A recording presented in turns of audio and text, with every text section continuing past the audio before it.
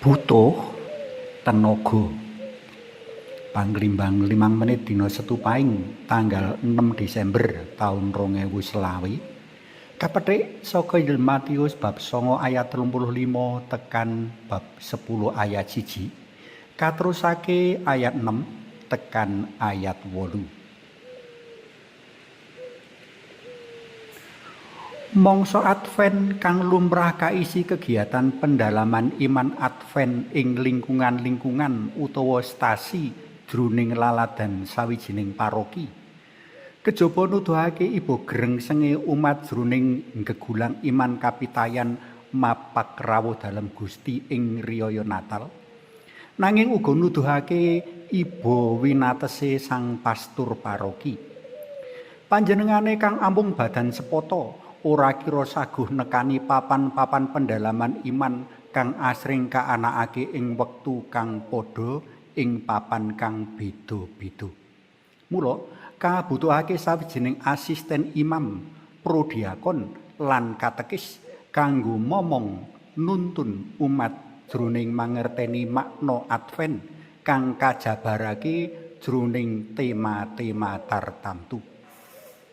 Kahanan kaya mengkene iki kepara banget prayoga marga kejaba nuduhake andil panjurung lan panyengkuyung umat mring tri lan panca tugas gereja nanging uga banget ngenthengake jejibane sang pastur paroki.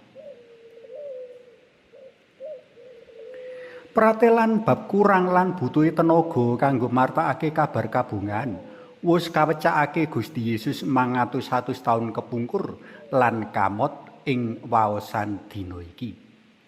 Panenan gedhen nanging kang drep sithik. Mula nyuwuna marang kang kagungan panenan supaya panjenengane maringi wong-wong kang padha drep kanggo ndrep panenan mau. Satemene Gusti Yesus wis milih wong 12 kepara malah wong 70 kanggo mbiyantu panjenengane jroning martakake kabar kabungan. Nanging titising panyawang mangarep ndadekake Gusti Yesus banget sadar mring bakal tansaya jembar tebo lan akehing penderek dalem. Pakumpulan penderek dalem bakal gumelar saindenging bumi ketuk poncot-poncoting jagat.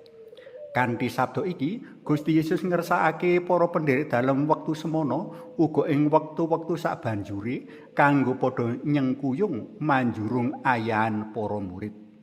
Kejaba karolas murid lan kapitung puluh murid isih akeh pendherek dalem kang durung antuk dapukan minangka pamarta. Kanggo terlibat jroning paguyuban pendherek dalem Gusti ora kudu antuk dapukan formal ananging bisa mbiyantu lan nyengkuyung selaras karo talenta kang kadarbeni. Sabanjure sakpungkure jaman para murid kapemimpinan pasaman suci kang katerusake dening para uskup lan para imam enggo ketuk jaman saiki. Jroning kerembakane jaman kanthi tansaya permatine anggone nindakake ayan martakake kabar kabungan tansaya akeh tenaga kabutuhake pasamuan suci.